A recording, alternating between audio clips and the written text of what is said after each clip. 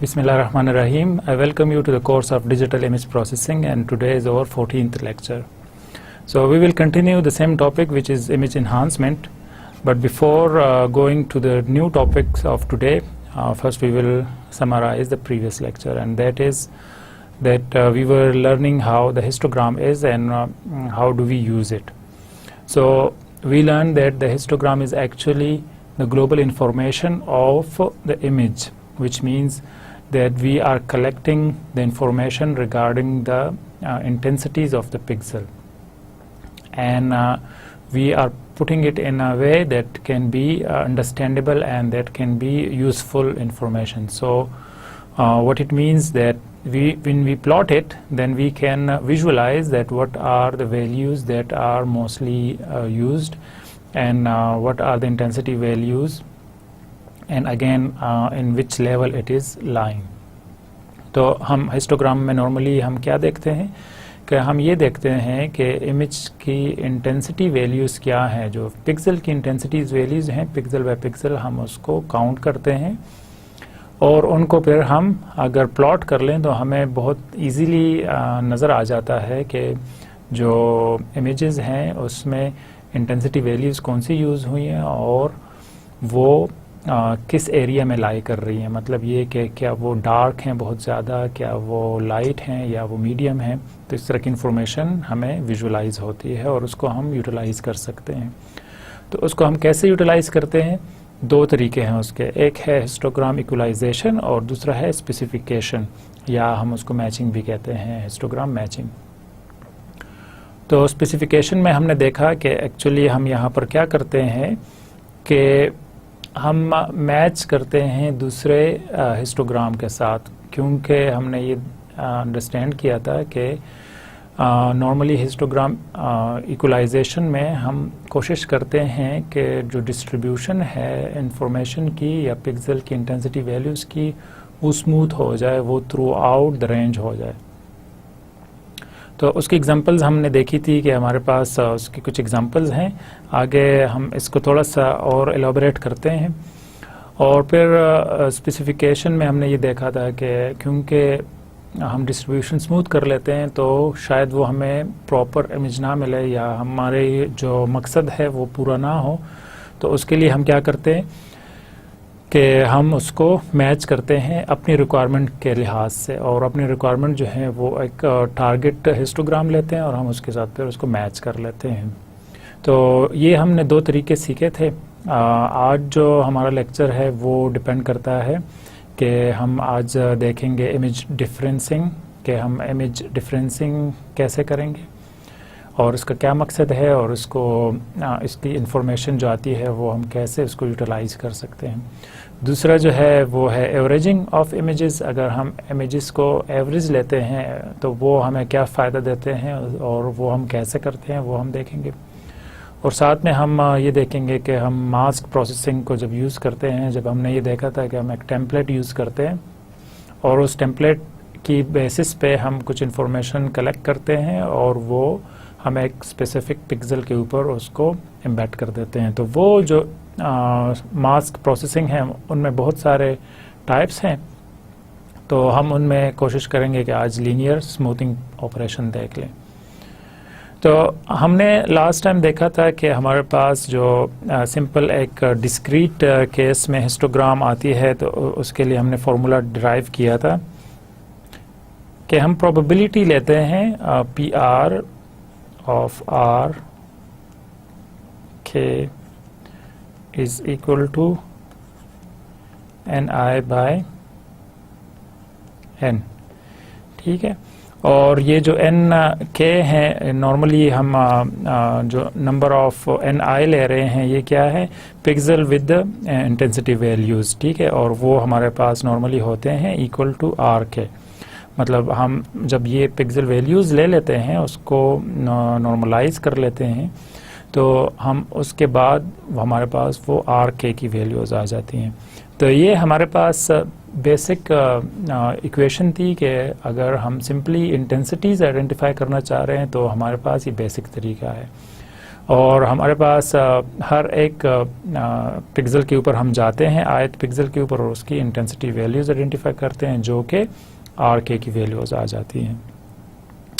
अब ये हमारे पास सिंपल इक्वेशन है, लेकिन जब हम जाते हैं हिस्टोग्राम इक्वलाइजेशन की तरफ कि अब हमने अगर उसको इक्वलाइज करना है तो वो हम कैसे करते हैं, वो हमने ये देखा था कि अगर हम कोई आउटपुट हमारे पास है के की फॉर्म में एस के, तो उसको हम कैसे जनरेट कर सकते थे। हम उसके ऊपर कोई ट्रांसफॉर्मेशन परफॉर्म करते हैं आर के, और उसके बाद हमारे पास जो भी ये ट्रांसफॉर्मेशन होगी और आर के ऊपर जो हम परफॉर्म करेंगे तो वो इक्वल हो जाएगी एस के।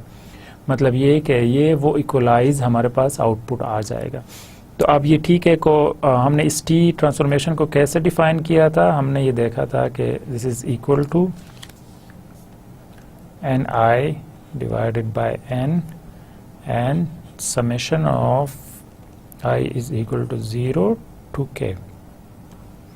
So this is the basic, and then after that we derived that this also equals to PR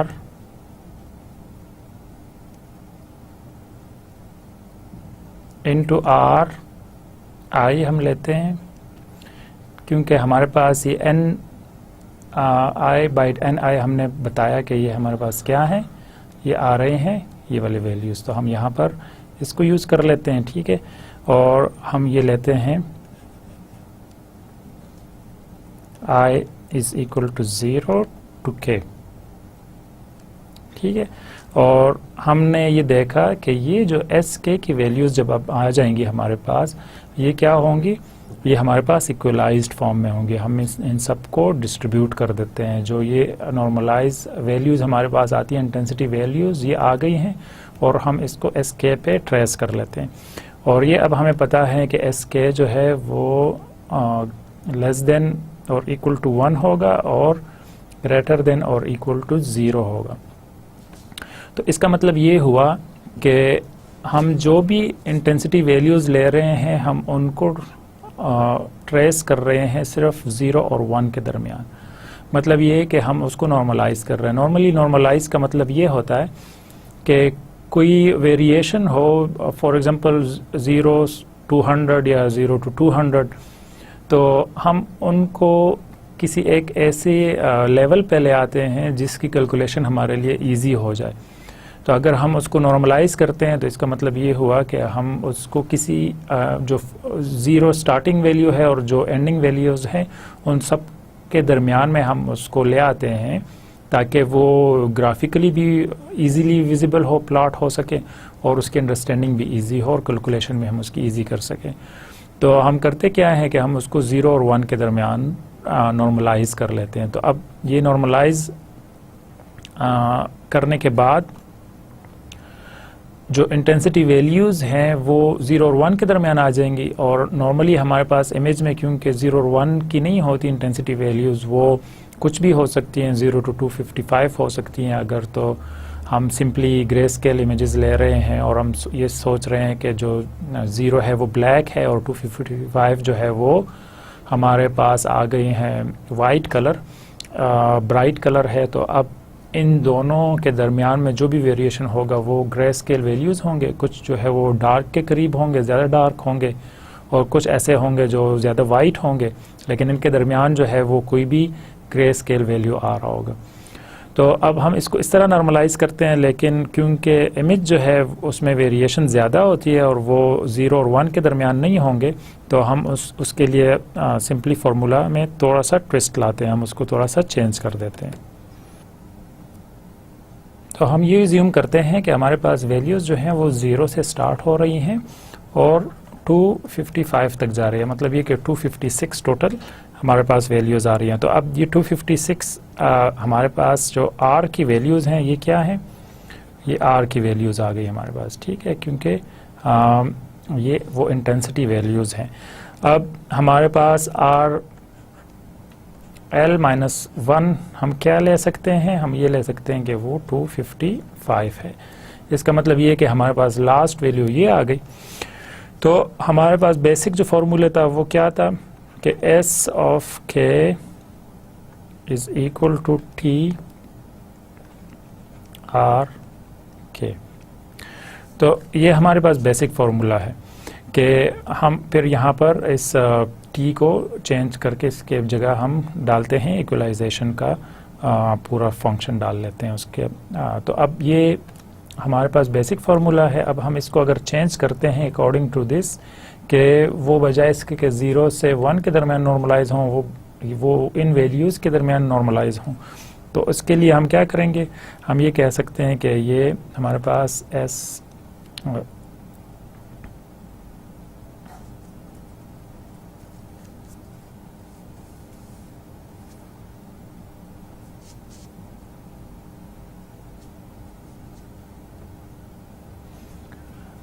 S dash लेते हैं हम और इक्वल टू हम कोई इंटीजर वैल्यू क्योंकि ले रहे हैं, जो भी वैल्यूज़ हैं 0 से 255 के दरमियान वो कोई इंटीजर वैल्यूज़ होंगी, इस वजह से हम इंटीजर वैल्यूज़ ले रहे हैं। और वो क्या हो सकती हैं कि हम लेते हैं s की वैल्यू माइनस s मिनिमम लेते हैं, ठीक है, और उसको डिवाइड करते हैं 1 by s minimum into L minus 1 plus 0.5।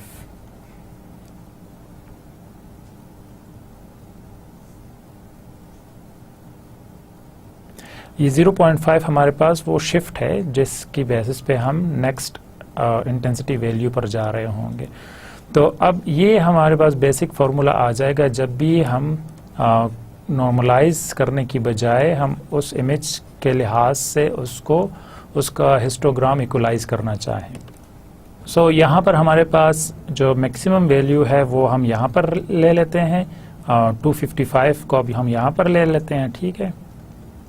और जो s की मिनिमम वैल्यू होगी वो मिनिमम हमारे पास नॉर्मली हम 0 लेते हैं, तो वो 0 हो जाएगी, यहाँ पर 0 आ जाएगी, और बाकी जो है हम उसको चेंज करते जाएंगे।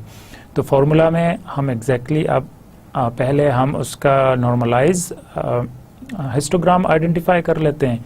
जब वो हम कर लेंगे तो उसके बाद हम उसको ट्रेस कर लेते हैं, हम उसको मैप कर लेते हैं उसके लिए कि जो उस इमेज के ओरिजिनल इंटेंसिटी वैल्यूज़ है। तो ये हमें ये कन्वर्जन करना होता है। जब हम ये कर लेंगे तो उसके बाद हमारे पास एग्जैक्टली वो वाला इमेज आ जाएगा जो कि ओरिजिनल हिस्टोग्राम में उसकी इंटेंसिटीज़ थी। तो हम यहाँ पर देखते हैं कि ये एक इमेज है जिसको हमने देखा था लास्ट टाइम भी कि इसमें ज़्यादातर डार्क वैल्यूज़ हैं। तो जब हम इसके इंटेंसिटी आइडेंटिफाई करना चाहते हैं, हिस्टोग्राम ड्रॉ करते हैं, तो जो भी हम वैल्यूज़ आएंगी वो मोस्टली डार्क के करीब होंगी। मतलब ये कि वो 0 के नियर हैं। उसकी वजह ये है कि यहाँ पर जो डार्क पिक्सेल्स हैं वो ज़्यादा हैं। तो जब ज़्यादा होती हैं वो पिक्सल, तो हम अगर उनको ड्रॉ करेंगे तो वो हमें ये बताएंगे कि जो इस इमेज का हिस्टोग्राम है उसका बिहेवियर जो है वो 0 के नियर है। सेम इसी तरह अगर हम ब्राइट ले रहे हैं इमेज, तो इसका मतलब ये है कि अगर आप इन एरियाज़ को काउंट करें जहाँ पर हमारे पास ब्राइट पिक्सल ज़्यादा हैं, तो ये जितने भी एरियाज़ हैं ये ज़्यादातर वाइट हैं। तो इसमें हमारे पास जब हम ड्रॉ करेंगे तो वो किसी एक एरिया से स्टार्ट होगा जो कि डार्क होगा और फिर वो वाइट के करीब जाएगा। तो इसका मतलब ये कि कुछ ऐसे पिक्सेल्स हैं जिसमें ब्लैक वैल्यूज़ हैं और उसके बाद हमारे पास ऐसे पिक्सल आ रहे हैं जिसमें वाइट की इंटेंसिटी ज़्यादा है। तो मतलब ये कि ये वाइट के करीब है इस वजह से कि हमारे पास इमेज में वाइट पिक्सेल्स की इंटेंसिटी ज़्यादा है। और अगर तो कोई नॉर्मल इमेज है या लो कंट्रास्ट है, लो कंट्रास्ट का मतलब ये कि हमारे पास इसकी डिटेल ज़्यादातर विजिबल नहीं है, तो इस सिचुएशन में हम क्या करते हैं कि जो भी हमारे पास हिस्टोग्राम ड्रॉ होगा, जो प्लॉट होगा, तो वो मोस्टली मिड में आ रहा होगा। तो हम नॉर्मली करते क्या है कि हम इसको नॉर्मलाइज जब करते हैं तो नॉर्मलाइज करने के बाद हम इसको इक्वलाइज फॉर्म में जब आ जाता है तो हम उसको ड्रॉ कर लेते हैं 0 to 255, क्योंकि हमने एज्यूम किया कि हमारे पास जो मैक्सिमम वैल्यू है वो 255 है। तो हमने जब इसको इक्वलाइज किया तो हम ये देख सकते हैं कि इन तीनों की बनिस्बत यहाँ हम अगर इन तीनों को कंपेयर करें तो हमारे पास जो इमेज है वो ज़्यादा बेहतर नज़र आ रही है। उसकी वजह यह है कि जो भी उसके वैल्यूज़ थे, हिस्टोग्राम के वैल्यूज़ थे, हमने उनको स्मूथली 0 to 255 में डिस्ट्रीब्यूट कर दिया। तो जब हम उसको डिस्ट्रीब्यूट कर देते हैं तो उसमें बहुत सारी इन्फॉर्मेशन जो है वो विजिबल हो गई। लेकिन फिर भी अगर हम देखें ये हमारे रिक्वायरमेंट के मुताबिक नहीं है। मतलब ये कि अगर मैं चाह रहा हूँ कि ये एरिया जो है ये भी ज़्यादा ब्राइट हो जाए और ये भी विजिबल हो, या यहाँ पर कुछ इन्फॉर्मेशन जो है वो विजिबल नहीं हो रही, सेम इसी तरह यहाँ पर भी इन्फॉर्मेशन विजिबल नहीं है, तो जब हम इक्वलाइजेशन कर रहे होते हैं तो इक्वलाइजेशन में हम कोई चेंजेस नहीं ला सकते। मतलब ये कि ये फॉर्मूला जो है वो उसको उस नियर टू स्मूथ डिस्ट्रीब्यूशन होगा। मतलब ये कि वो जो डिस्ट्रीब्यूशन है वो through out the intensity values होंगी, तो वो हमें प्रॉपरली विजिबल नहीं होता। तो यहाँ पर क्योंकि हम कोई चेंजेस नहीं ला सकते अपनी मर्ज़ी से, तो इसके लिए हम क्या करते हैं, हम यूज़ करते हैं मैचिंग का ऑप्शन। तो इसकी एक और एग्जांपल यहाँ पर हमारे पास आ रही है कि अगर हम सिंपली एक इमेज है जो कि डार्क इमेज है और उसका ओरिजिनल जो हिस्टोग्राम हम ड्रा करें तो हमारे पास कुछ ये शेप नज़र आ रही है। लेकिन जब हम इक्वलाइजेशन, हिस्टोग्राम इक्वलाइजेशन परफॉर्म करें तो आप देखते हैं कि जो एक टिल्टेड हमारे पास हिस्टोग्राम आ रहा था, वो मोर लेस हमारे पास स्मूथ आ रहा है। मतलब ये कि थ्रू आउट जो डिस्ट्रीब्यूशन है वो आ रही है। तो यहाँ पर बिल्कुल हम इक्वलाइज नहीं कर सकते। मतलब ये कि हम एग्जैक्टली इसको सबको एक लेवल पे नहीं ला सकते। उसकी वजह यह है कि कुछ पिक्सेल्स की मैथमेटिकली तो उसके वैल्यूज़ शायद अवेलेबल हैं, लेकिन हम इमेज में देखें तो वो अवेलेबल नहीं है, तो इस वजह से हम उसको स्मूथ नहीं कर सकते। मतलब ये कि हम इसको इक्वल नहीं ला सकते क्योंकि कुछ इन्फॉर्मेशन जो है वो यहाँ पर अवेलेबल नहीं है, या कुछ पिक्सेल्स पे जो इंटेंसिटी है वो एक शिफ्ट के बाद आ रही है। मतलब ये हुआ कि अगर 0 फॉर एग्जांपल 1 और 3 के दरमियान जो वैल्यूज़ हैं 2 की वो मेंशन नहीं है, क्योंकि जो हम सैम्पलिंग कर रहे थे उस टाइम पे हमने 1 और 3 के सैम्पलिंग की हुई थी, तो इस वजह से जो वो 2 वाली इंफॉर्मेशन है वो विजिबल नहीं है। तो जब वो नहीं है तो इस वजह से हम उनको सबको जब इक्वलाइज करेंगे तो वो इंफॉर्मेशन मिसिंग है, तो इस वजह से हम उसको प्रॉपरली थ्रू आउट इक्वल नहीं कर सकते। क्योंकि अगर हम इसको इक्वल कर देंगे तो बहुत सारा जो इन्फॉर्मेशन है वो लॉस्ट हो जाएगा। तो यहाँ पर आप देख सकते हैं कि जो ये डार्कर एरियाज थे वो अब लाइट हो गए, लेकिन फिर भी हमारे पास प्रॉपर इन्फॉर्मेशन नहीं आ रही। तो इसके लिए हमने क्या बताया कि हम ये कर सकते हैं कि हम उसको हिस्टोग्राम स्पेसिफिकेशन के थ्रू कर सकते हैं। तो वो अगर आपको याद है हमने देखा था कि वैल्यूज़ आती हैं PR और RK की, और ये हमारे पास बेसिक फार्मूला था NI/N, ये हमारे पास K हो गया। ठीक है, तो ये हमारे पास सिंपल जो गिवन इमेज है ये होगा।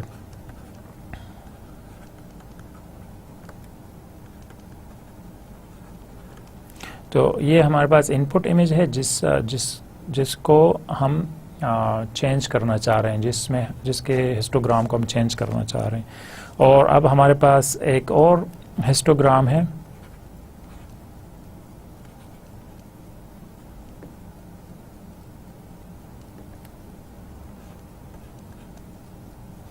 तो ये हमारे पास क्या है, टारगेट।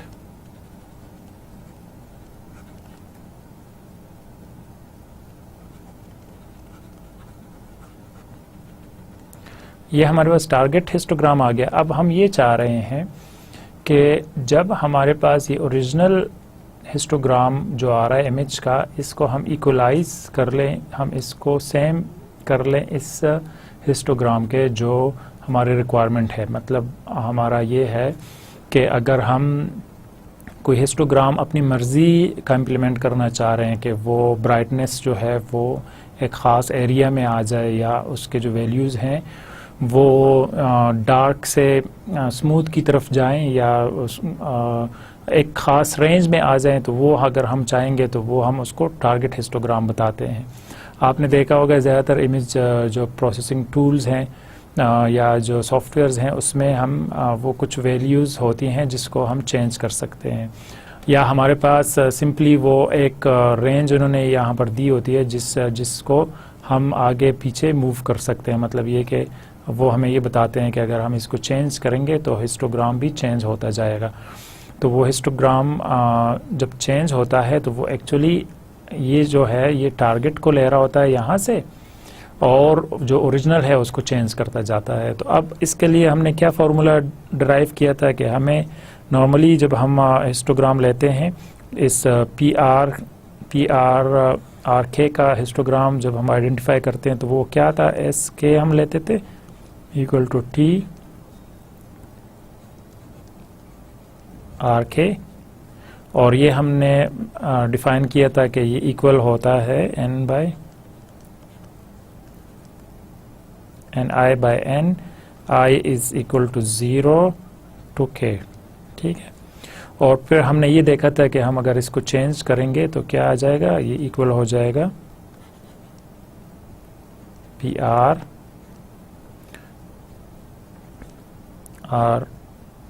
आई, और आई जो है वो इक्वल टू 0 टू के, ठीक है। तो ये हमारे पास बेसिक फार्मूला आ गया था अगर हम हिस्टोग्राम आइडेंटिफाई करते हैं। मतलब ये कि हमने पहले इसका हिस्टोग्राम आइडेंटिफाई किया, तो जब वो आ गया हमारे पास तो अब हम उसको मैच करते हैं उसको टारगेट हिस्टोग्राम के साथ। अब टारगेट के लिए हमने डिफाइन किया कि z है, तो इस वजह से अगर हम z k को डिफाइन करें तो वो क्या आ जाएगा, हम एज्यूम करते हैं कि वो वी के हो गया और g बाय z के, ठीक है। तो ये जो t हम ले रहे थे हम इसकी बजाय g ले रहे हैं, और v हमने कोई एज्यूम कर लिया कि अब वो वेरिएबल्स हैं, वो वैल्यूज़ हैं जो कि टारगेट के थे, ठीक है। तो अब इस टारगेट को हम ले रहे हैं लेकिन हमने उसका हिस्टोग्राम आइडेंटिफाई करना है। तो जब हम हिस्टोग्राम आइडेंटिफाई करेंगे तो हिस्टोग्राम के लिए हमारे पास फार्मूला क्या है, ये जो हम ले रहे हैं पी जेड और जेड आई तक जा रहा है और हम उसकी समेशन कर रहे हैं आई is equal to 0 to K, ठीक है। अब ये हमारे पास फार्मूला आ गया कि हमने ये कहा कि अगर हम इसका हिस्टोग्राम आइडेंटिफाई करेंगे तो वो एग्जैक्टली जब हिस्टोग्राम हमारे पास आ जाएगा तो हम उसको एस के इक्वल कर देंगे। तो जब ये हिस्टोग्राम आएगा तो इसको हम एस के इक्वल कर देते हैं, ठीक है। मतलब ये कि ये जो यहाँ से हमने हिस्टोग्राम की वैल्यू निकाली एस के लिए, तो जो हमारे पास इसकी वैल्यू आ जाएगी जेड के जो कि एक्चुअली हिस्टोग्राम की कोई वैल्यू होगी, वो हम इक्वल कर देंगे एस के। तो अब हमारे पास फाइनल फार्मूला क्या आ जाएगा, जेड के इज इक्वल टू, अब अगर हम सिंपली इसके ऊपर मैथमेटिकल ऑपरेशन परफॉर्म करें तो हम यहाँ पर जेड के की वैल्यू आइडेंटिफाई करना चाह रहे हैं। उसकी वजह यह है कि हमारे पास एस के इक्वल हमने करना है। तो जब हम एस के इक्वल करेंगे तो हमें जेड के की वैल्यू का पता होना चाहिए। हम हिस्टोग्राम आइडेंटिफाई कर लेते हैं, जब हिस्टोग्राम आ जाएगा तो वो जेड के की वैल्यू आ जाएगी, जेड के की वैल्यू आएगी तो वो हम इक्वल कर देंगे एस के। तो इसके लिए हम सिंपली जब हम ये इस फॉर्मूला को सॉल्व करते हैं और हम इसमें एस के की वैल्यू पुट कर लेते हैं, मतलब ये कि हमारे पास जेड के पे जाने से पहले हम ये करते हैं यहाँ पर कि जी जेड के इज इक्वल टू एस के, ठीक है। तो अब इसको अगर हम सॉल्व करें सिंपली तो हमारे पास क्या आ जाएगा, जेड के इज इक्वल टू -1 और एस के, ठीक है। तो हमें क्या चाहिए अब, हमें zk की वैल्यू चाहिए, ताकि वो अगर मिलेगी तो उसके लिए हमें पहले तो हिस्टोग्राम आइडेंटिफाई करना होगा sk का। जब वो आ जाएगा तो हम g माइनस इन्वर्स लेंगे g का, तो इन्वर्स लेने के बाद हमारे पास zk आ जाएगी। और वो आपको अगर याद है, हमने प्लॉट ड्रॉ किया था जिसमें हमने देखा था कि सिंपली sk की वैल्यूज़ हैं और एक तरफ हमारे पास zk की वैल्यूज़ हैं।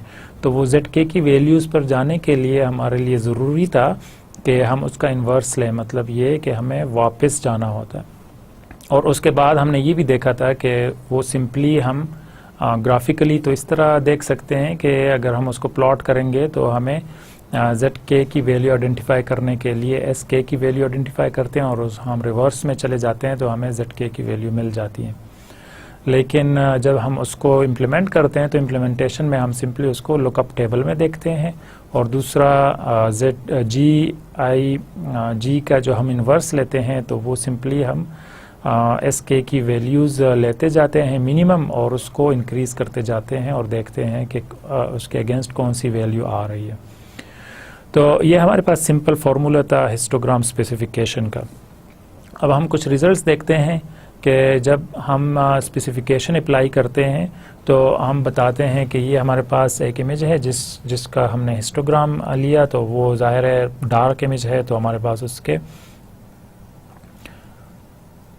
इंटेंसिटी वैल्यूज़ जो हैं वो ज़्यादातर डार्क साइड पे आ रहे हैं। तो हम उसके बाद क्या करते हैं, हम उसको कुछ अपनी मर्ज़ी का बताते हैं कि ये जो है टारगेट हिस्टोग्राम ये एक स्पेसिफिक ऑर्डर में आना चाहिए या उसकी वैल्यूज़ ये होनी चाहिए। तो वो हमने जब बताया तो उसके अगेंस्ट फिर अगर हम ड्रॉ करते हैं हिस्टोग्राम तो कुछ इस तरह का शेप आती है। अगर हम दोनों को कंपेयर करें तो वहाँ से आपको ज़्यादा समझ आ जाएगी कि ये अगर हमारे पास इक्वलाइज है, जब हम सिंपल इक्वलाइजेशन अप्लाई कर रहे हैं, और ये हमारे पास है जब हम स्पेसिफिकेशन या उसको मैच कर रहे हैं अपनी मर्ज़ी के मुताबिक।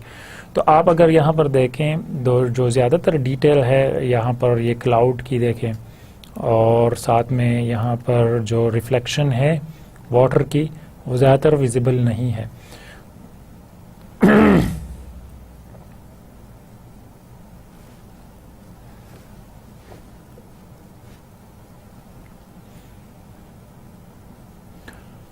और उसकी वजह यह है कि ये हमने सिंपली उसको डिस्ट्रीब्यूट कर दिया, हमने उसको इक्वलाइज कर दिया।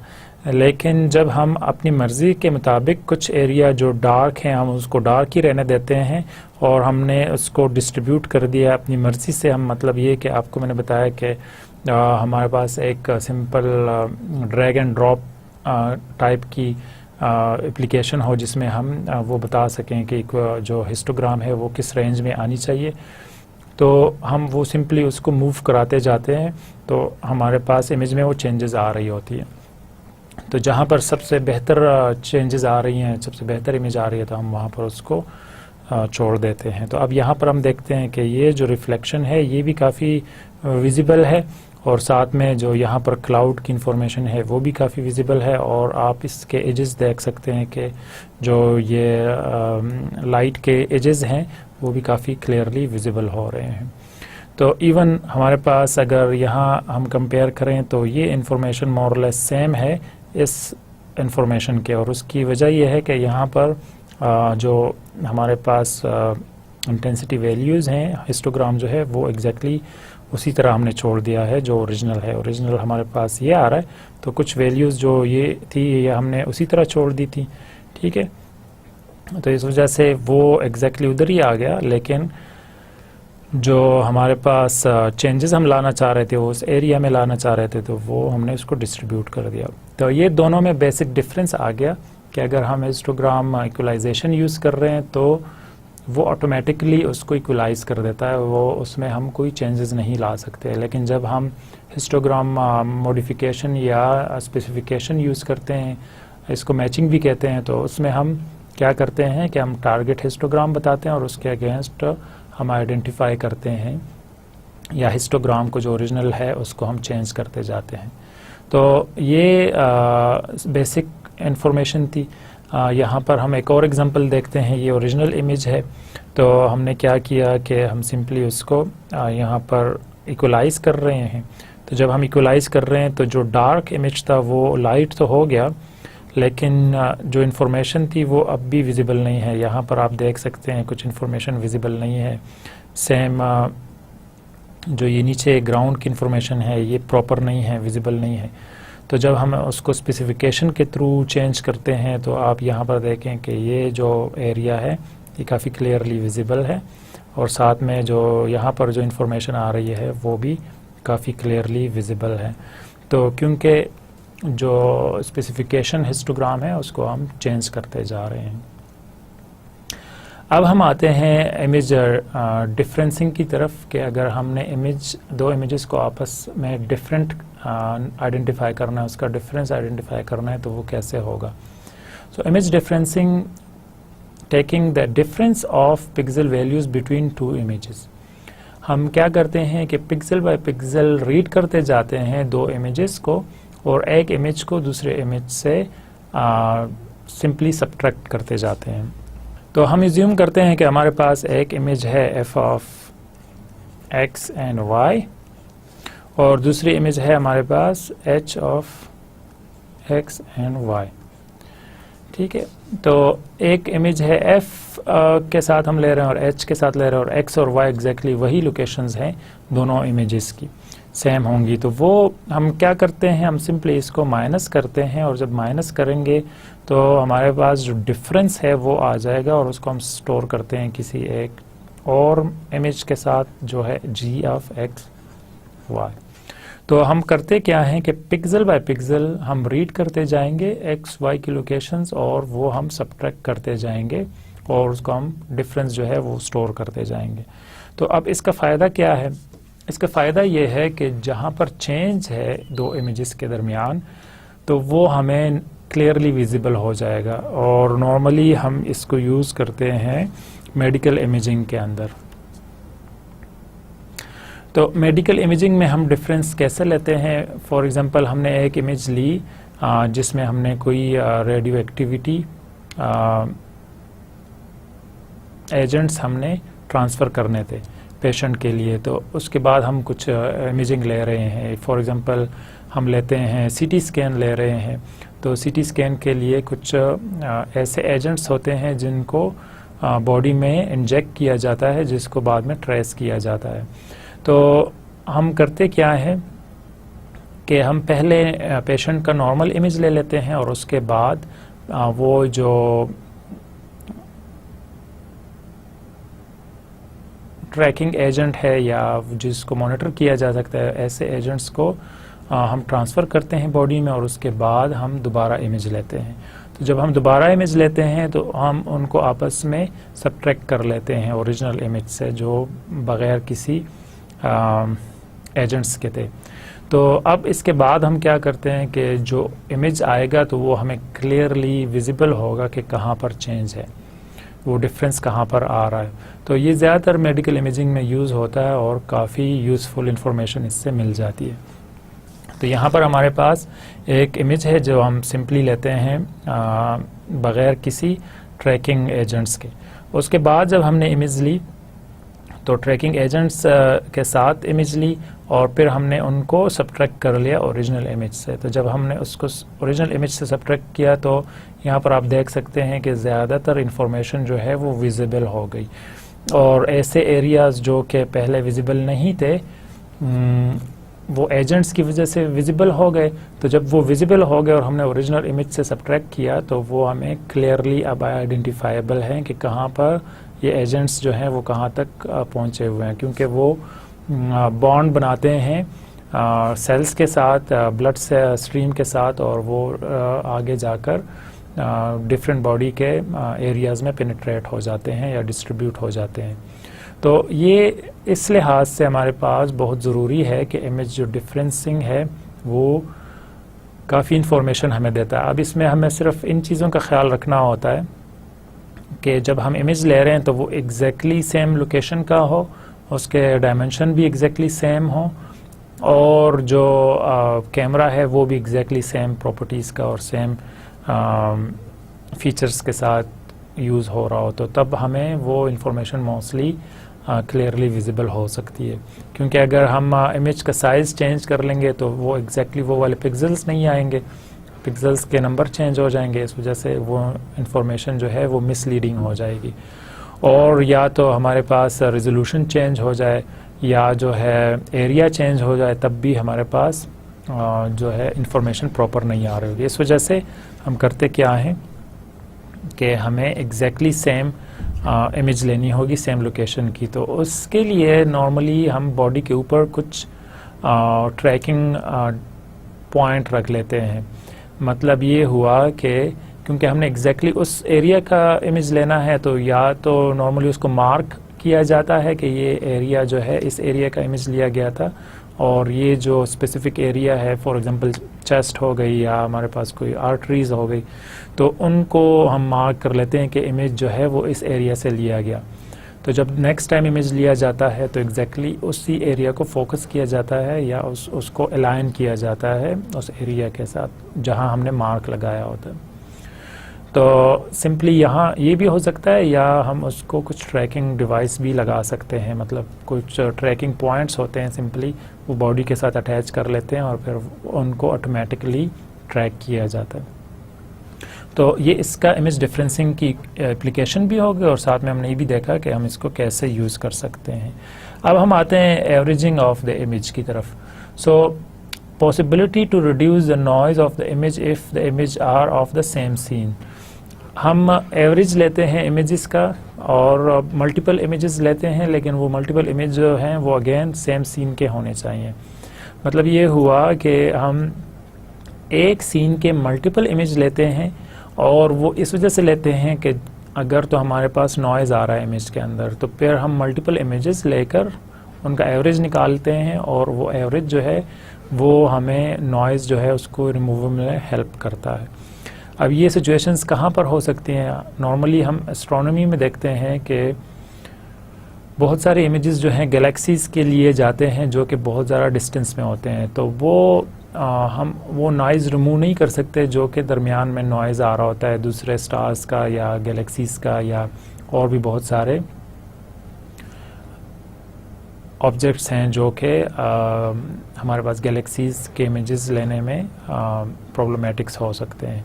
तो हम करते क्या हैं कि हम जो दूर दराज के गैलेक्सीज़ हैं उसके मल्टीपल इमेजेस लेते हैं, और मल्टीपल इमेजेस लेते हैं। अब उसमें नॉइज़ आ रहा होता है तो हम करते सिंपली ये हैं कि उसका एवरेज ले लेते हैं।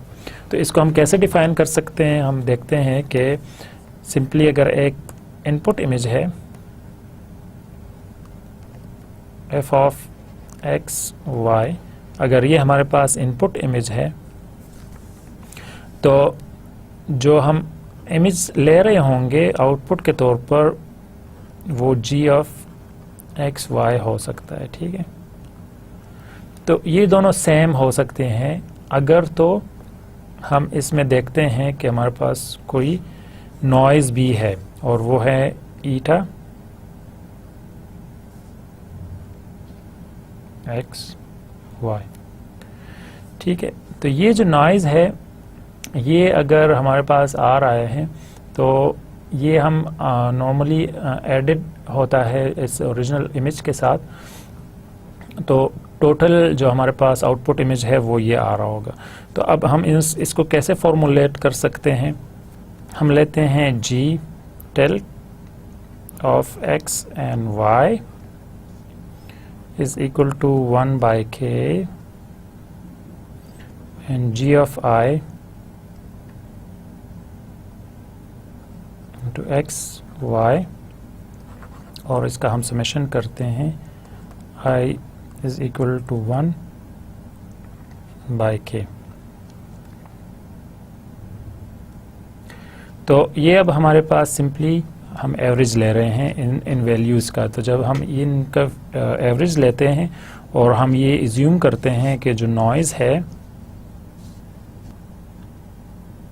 वो हमारे पास कोई एक्सपेक्टेशन वैल्यू आ रही है, और वो एक्सपेक्टेशन वैल्यू अगर हम ले लेते हैं, और तो ये जो g tilt है x of y is equal to F of X and Y.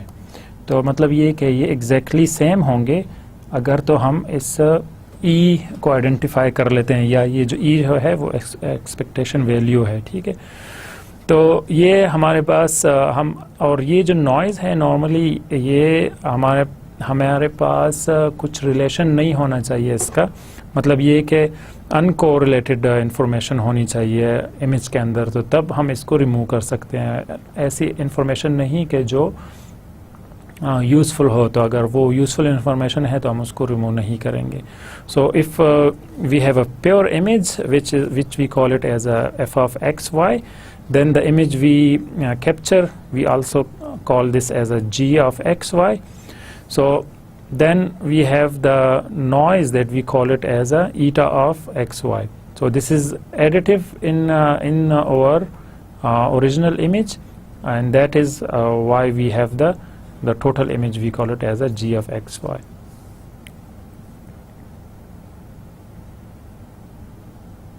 So now if this noise eta xy is additive and zero mean, then by averaging a large number of such noisy frames, it is possible to reduce noise. So we take g tilt, which is this one, and we take the average of k 1 by k and add all the values of x and y.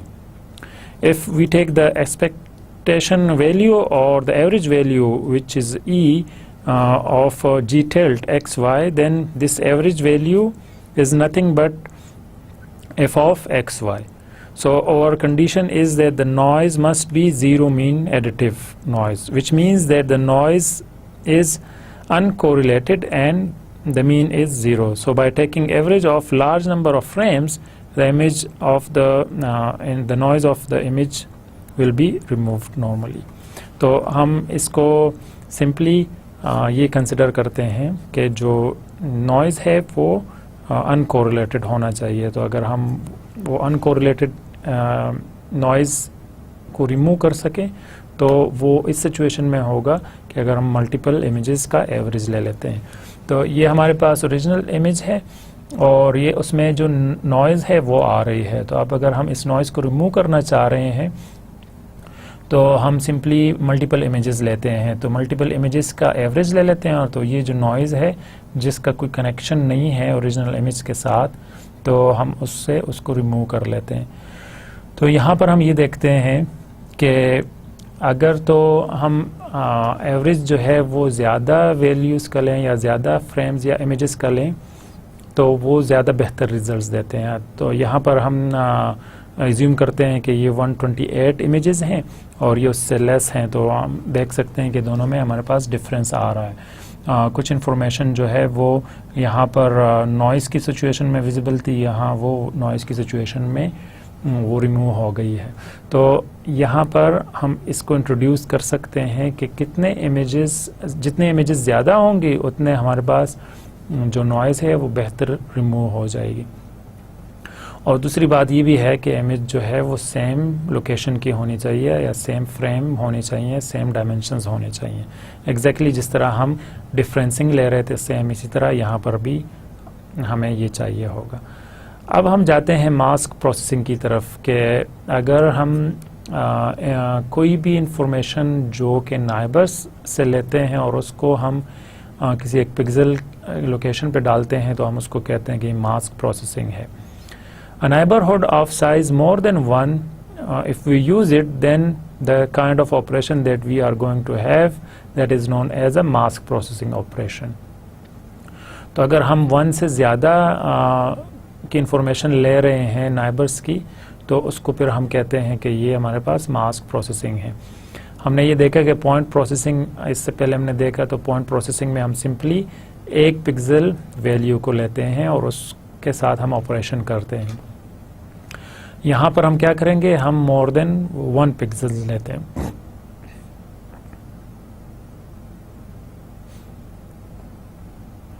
उसमें हमारे पास different किस्म के operations आ सकते हैं। एक है linear smoothening operation, वो हम डिस्कस करते हैं। उसके बाद हमारे पास आते हैं नॉन लीनियर, और वो नॉर्मली कोई स्टेटिस्टिकल फीचर्स होते हैं, उसके ऊपर हम उसको परफॉर्म करते हैं।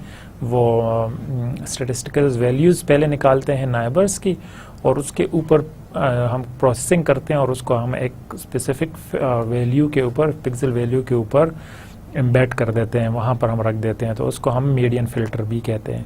और फिर हमारे पास शार्पनिंग फ़िल्टर्स हैं, डिफरेंट किस्म के फ़िल्टर्स हैं, जिससे हम ऑब्जेक्ट्स को या एजेस को उसको शार्प कर सकते हैं। तो हमने ये देखा था कि अगर हम नाइबर्स लेते हैं तो नॉर्मली नाइबर्स जो हैं वो जो सबसे करीब 3 नाइबर्स हैं वो 3x3 नाइबर्स आते हैं। तो ये हमारे पास अगर वैल्यूज़ हैं एक्स वाई, कोई पिक्सल लोकेशन है, और इसके नाइबर्स हम आइडेंटिफाई करना चाहते हैं, तो वो 3x3 पिक्सल्स होंगे जो कि एक्स और वाई डायरेक्शंस में होंगे। और उसको हमने डिफ़ाइन किया था कि ये 9 पिक्सल्स जो हैं हॉरिजॉन्टली और वर्टिकली जो आएंगे, तो उसको हम सिंपल बेसिक नाइबर्स उनके कहेंगे। तो अब अगर हम ये करें कि जब हम उस एग्जैक्टली लोकेशन पर जाएं, इनके नाइबर्स की इंफॉर्मेशन हमने उठाई, ठीक है, ये जो हमारे पास आ गया, और हमने इन सब को फॉर एग्जांपल ऐड करके इस वैल्यू पर डाल दी, ठीक है, यहाँ पर हमने वो वाली वैल्यू डाल दी। अब हम जब आगे चलते जाएंगे, तो जब हम यहाँ पर पहुँचेंगे तो ये किसी का नाइबर बन जाएगा, ये वाला जो पिक्सल था। और ये जो इन्फॉर्मेशन है ये ऐड अप होते होते, क्योंकि इसकी वैल्यू, इन सब की वैल्यूज़ को हमने ऐड करके यहाँ पर रखा था, लेकिन जब हम इस पॉइंट को चेंज करना चाहेंगे तो ये उसके नाइबर्स आ जाएंगे। मतलब ये कि ये हमारे पास एक्सटेंड हो जाएगा कुछ इस तरह।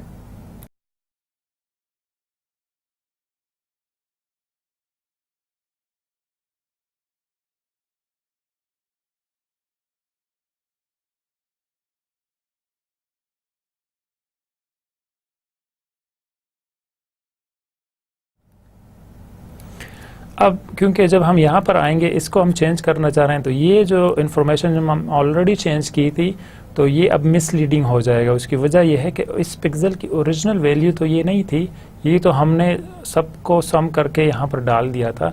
तो अब ये तो ओरिजिनल वैल्यू नहीं थी, तो अब हमारे पास आगे जो भी फ़िल्टर आगे हम चलते जाएंगे तो वो इसको डिस्टर्ब कर देगा। ओरिजिनल जो वैल्यूज़ थे वो अब हमारे पास लॉस्ट हो गई हैं और हम उसको यूटिलाइज़ नहीं कर सकते। तो इसका आसान तरीका क्या था? इसका आसान तरीका यह था कि हम मास्क को यूज़ करें, हम कोई ऐसा टेम्पलेट यूज़ करें जिससे हम नाइबर्स की इंफॉर्मेशन लें और उसको हम एक वेरिएबल में डालते जाएं, और एट द एंड फिर हम उस आखिर तक जब हम पहुंच जाएं तो हम उसको इम्प्लीमेंट कर दें। मतलब ये कि हमारे पास ये वैल्यूज़ आती जाएं, हम इसको स्टोर करते जाएं, और जब हम आ जाते हैं एंड पर तो हम उसको इम्प्लीमेंट कर दें। या हम सेम एक इमेज लेते हैं और उस इमेज के वैल्यूज़ को कैलकुलेट करते हुए उससे एक नया इमेज जनरेट कर लेते हैं जो कि इस मास की बेसिस पे होते हैं, या जिसको हम कोफिशिएंट वैल्यूज़ कहते हैं, इसकी बेसिस पर होते हैं। अब हमने ये भी देखा था कि अगर हम इन W या कोफिशिएंट की वैल्यूज़ को चेंज करते जाएंगे या डिफरेंट लाते जाएंगे तो वो हमारे लिए डिफरेंट काम करेगा। हम अगर यहाँ पर 0 रखते हैं तो वो टोटली इन वैल्यूज़ को 0 कर देगा। उसकी वजह यह है कि ये मल्टीप्लाई हो रहा है हमारे पास। अगर हम 1 रखते हैं तो इसका मतलब ये है कि हम कोई चेंज नहीं ला रहे हैं, जो ओरिजिनल वैल्यूज़ हैं हम उसको ले रहे हैं और हम उसको 1 के साथ मल्टीप्लाई कर रहे हैं। तो हम इसका मतलब ये है कि वहाँ पर एग्जैक्टली हम कोई चेंज नहीं ला रहे हैं। अगर हम यहाँ पर कोई एवरेज लेना चाह रहे हैं तो हम एवरेज का फॉर्मूला डाल देंगे। एनी हाउ, हम जब भी इस W की वैल्यू की चेंज करेंगे तो वो हमारे लिए डिफरेंट रिजल्ट्स जनरेट करेगा। तो अब यहाँ से ये तो हमें पता चल गया कि इसकी कितनी इम्पोर्टेंट है कि अगर हम ये टेम्पलेट या इस मास्क को यूज़ करें। अब ये भी हो सकता है कि हम बजाय इसके कि 3 यूज़ करें, हम 4 तो नहीं, नॉर्मली हम ऑड वैल्यूज़ लेते हैं, क्योंकि नाइबर्स जितने भी आते हैं वो ऑड ही आते हैं। तो हम 5x5 ले सकते हैं, हम 7x7 ले सकते हैं। तो डिफरेंट किस्म के नाइबर्स हम ले सकते हैं।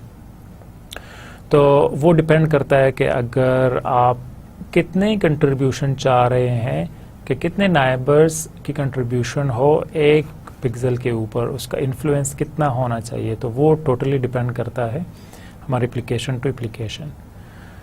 तो हम अगर देखें स्मूथनिंग ऑपरेशन के लिए, अगर हमने किसी इमेज को स्मूथ करना हो तो उसके लिए हम क्या कर सकते हैं, हम सिंपली उसके लिए एवरेजिंग का फॉर्मूला अप्लाई कर सकते हैं। अगर हम सारे वैल्यूज़ लेते हैं नाइबर्स की और उनका एवरेज ले लें और उसको हम एक पिक्सल लोकेशन पे डाल दें तो वो स्मूथ हो जाएगा।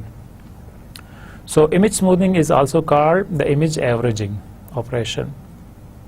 So this is a special filtering operation where the value at the particular location x, y in the process image is the average of all the pixel values in the neighbor of x and y. So because it is an average, this is also known as averaging filtering. And later on we will also see that this average filtering is nothing but the low pass filtering. So what do? We take the values of w as a 1. So when we take it as a 1, and then as we have 9 values, so we divide it by 9. So this is our averaging formula.